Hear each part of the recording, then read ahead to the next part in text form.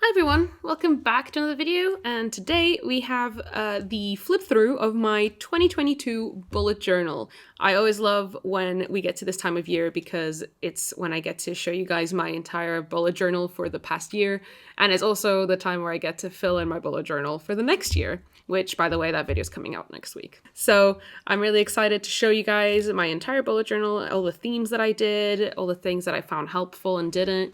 Before we get into it, let's hear a quick word from today's sponsors, Ana Luisa. Today's video is brought to you by Ana Luisa Jewelry.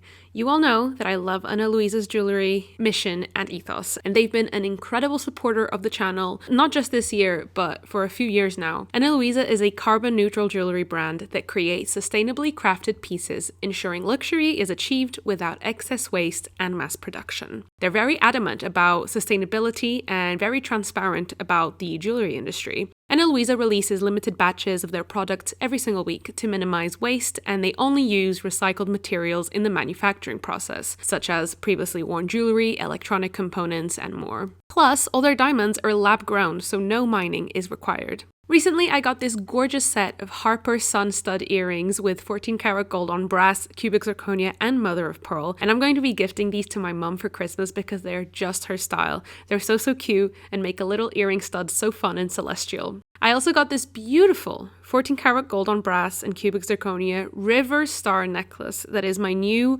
never take off necklace. This necklace is so up my alley. It's so elegant and simple, but so magical as well. And Ana Luisa's jewelry never rusts or changes color no matter how many times I shower with them, so their jewelry is my go-to.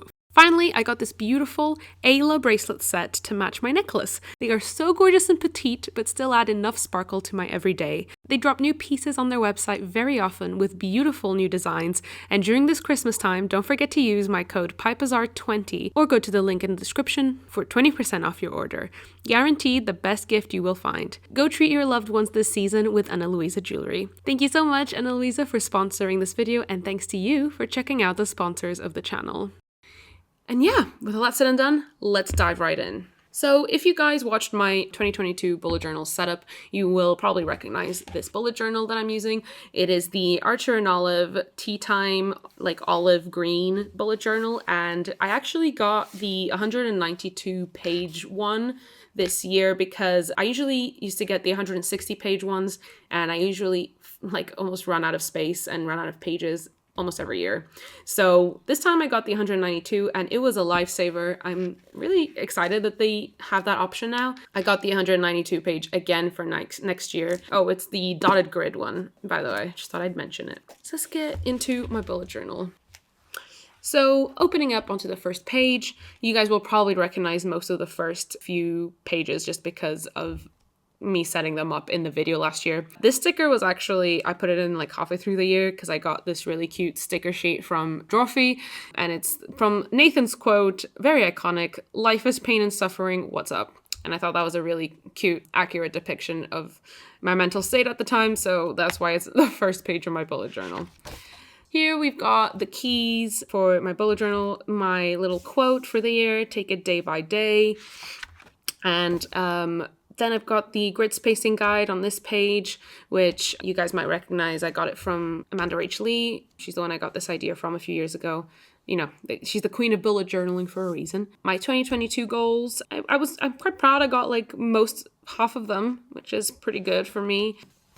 And then my year at a glance, I really like the setup that I did for this year at a glance. I'm actually going to carry on this for my next year's bullet journal just because I had enough space to write all of my events and things, and it was just a really nice way to set it up. As you can tell, my year was quite busy, especially the second half of the year. It's usually the busiest for me. Very cute little setup.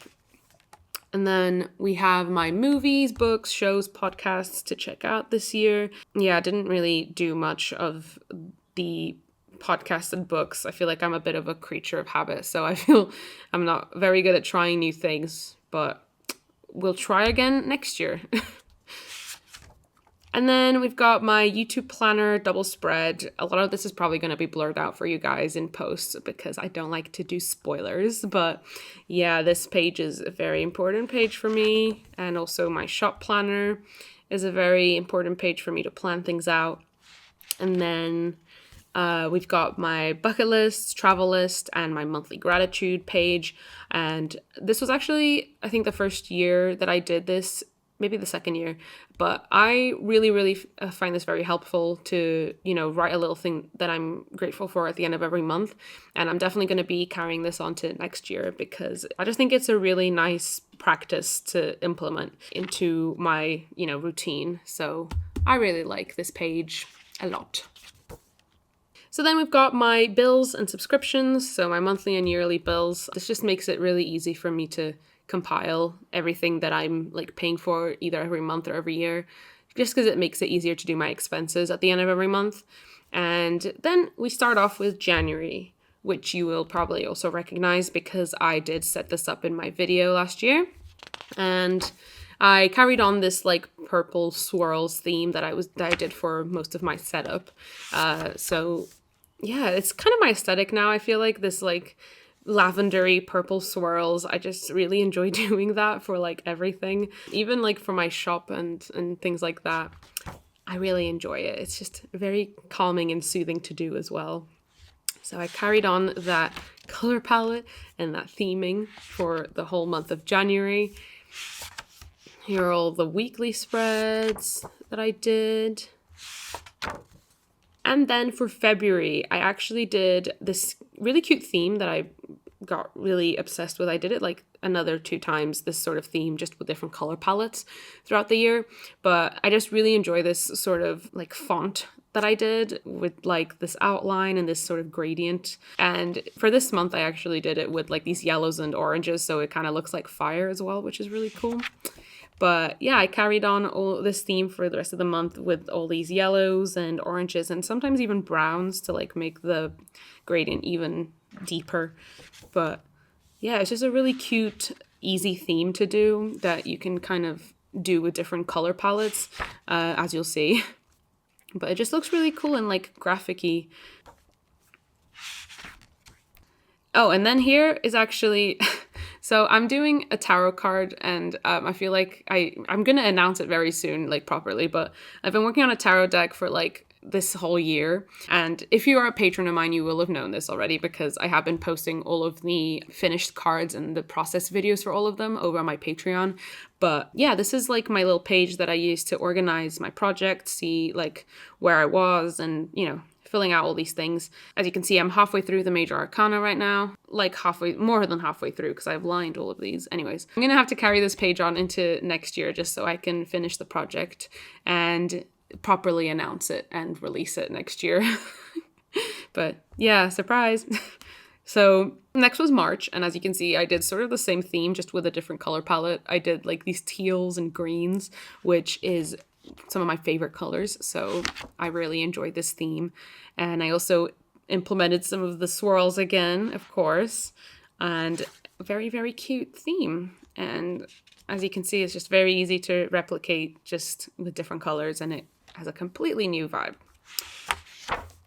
So here are all the weekly spreads I did. And then for April, I think I was home for a lot of this month and I didn't really know what to do for this theme. So I just kind of did this sort of confetti theme. So I did this like rainbow, like color palette, just all these bright colors. And then wherever I had free space, I just did a bunch of random little shapes to make it kind of look like confetti.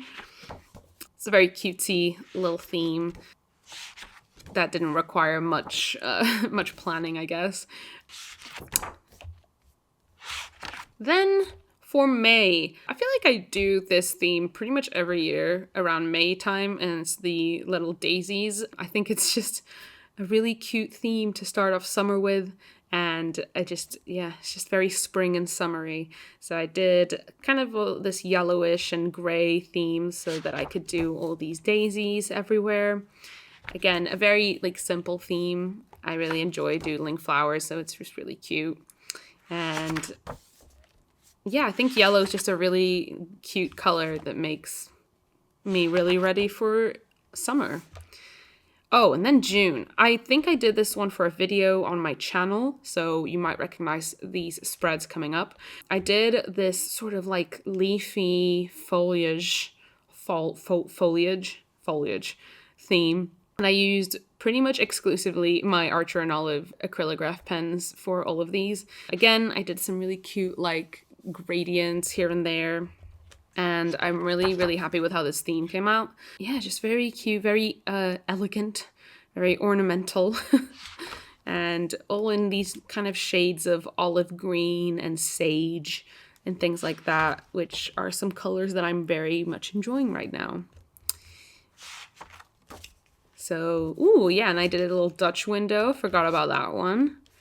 Oh, yeah, that's why I did the Dutch window, because we were moving this week, so I had a lot to do. So this is why I needed all the space I could manage. So yeah, lots of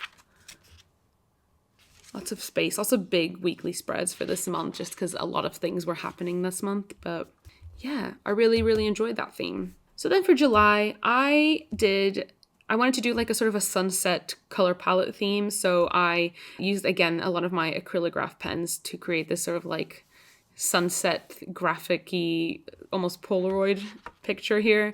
And that's kind of the color palette that I went in with for the rest of the month. And I guess the theme was like scrapbooky or like tape, I guess. That's what I did for all of the titles, but I don't know. I think I kind of just improvised on the actual theme because I just wanted to use these colors. But it ended up looking really cute. I really like this color palette. Very, very cute. And again, I used a lot of my acrylograph pens from Archer and Olive to do this.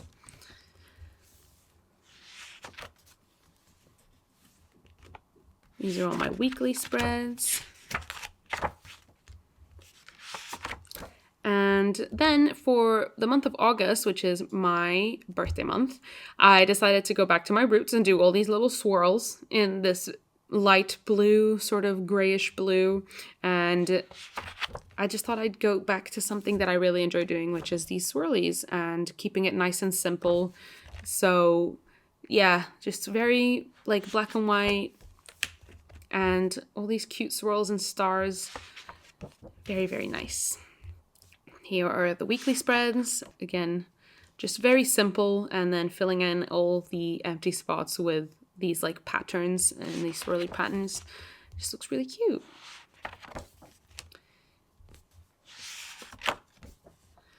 So then for September, I thought that I'd do something really colorful again, something rainbow-like. So I did a rainbow theme, I guess, very on the nose. So I did these sort of like rainbow patterns that kind of look like little train tracks, I guess, going around the page, and then made everything really colorful, and of course added loads of little stars and sparkles everywhere. Again, as you can see, very, very colorful stuff.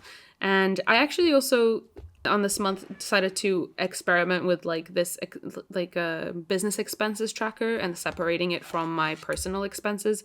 So I actually implemented this properly into my next month, which you will see. But I found this so helpful, especially when doing my expenses at the end of the month for my spreadsheet. This was very, very helpful in actually breaking it down into different tables and keeping that separate from my personal expenses. So you'll see that better in the month of October. So yeah, my little brain dump page, and then my weekly spreads. It was just a very colorful page, a very colorful theme, and it was just really, really fun to do every week because I got to get all of my colored pens out and have some fun. And then I had a specific page to help me pack for a bunch of my conventions, because from September onwards, I had a lot of conventions that I had to like prep for and pack for. So there's a lot of like packing lists in this in the next few months here. Ooh, yeah. So then for October, I actually had gone to Paris in March, I think, earlier in the year. And I got this really cool book of like just sticker sheets and sticker paper that had all these Monet paintings on them. So it's just a scrapbooking sticker book really, and I thought I'd put them to use finally. So I used a lot of the pages from that sticker book to do this entire October theme. And it's just really pretty. Just has all these Monet paintings that they've like made stickers into like different shapes and things that you can use in scrapbooks. And here you can actually see me starting to experiment with these like expenses tables and separating them into different tables that help me with my expenses at the end of the month. So I'll split them up into like my income, my packaging, affiliates payments, printing stuff out, shipping costs, and then like work expenses, and separating them from my personal expenses. So yeah, it started to make my life a lot easier.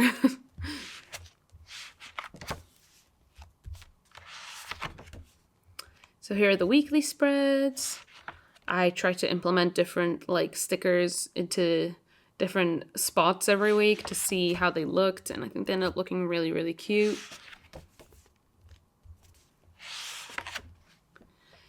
And then for November, again, I didn't really have much of a plan, so when I sat down, I just kind of started doodling, and I thought I'd do a cute like stationery theme. So I made everything kind of look like a calendar or like a sketchbook, I guess, and having like notepads and things like that. And I just think this is a very cute theme again, especially when you don't have many ideas on what to do. This was a very cute doodle idea. And I felt like doodling for this theme. So yeah, all the tables kind of look like notepads and like to-do lists.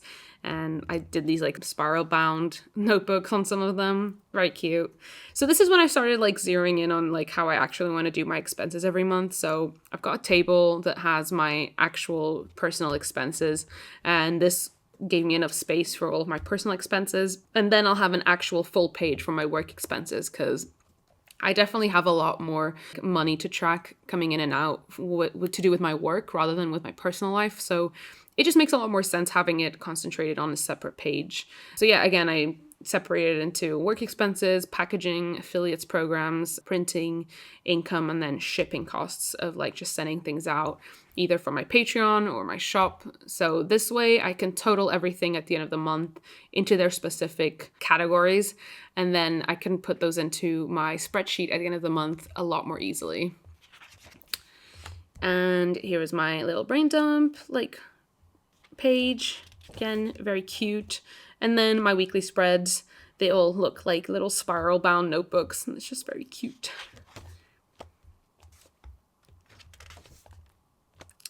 These were just some two random like notes pages that I needed space for. So this is just like a Patreon planning page, because I didn't actually make a Patreon page for my like year thing, because I only started Patreon in March. So I will in my next year have like a full Patreon planning page at the beginning of my bullet journal so I can plan stuff properly on there. But this was just in the meantime. And this is stuff for Christmas gifts, organizing Christmas gifts. And then here is just some planning for my shop updates in January and stuff I want to do then and also next year. And then for December, the current month that I'm filming this, I wanted to go a bit ham for December and do a more Christmassy theme. So I decided to do this like red ribbon theme, and I think it looks so, so cute. I did pretty much like all of these ribbons with like coloring pencils, so I could do this sort of shading on a lot of the ribbons to make it look 3D. But yeah, I'm really, really happy with how this theme came out. It just looks really cute and Christmassy, and it was very therapeutic to do as well, like coloring in all of these ribbons. So this is what they all looked like. My weekly spreads, a lot of red. I would have probably in hindsight used a little more like either gray or maybe a gold color to break it down a little bit.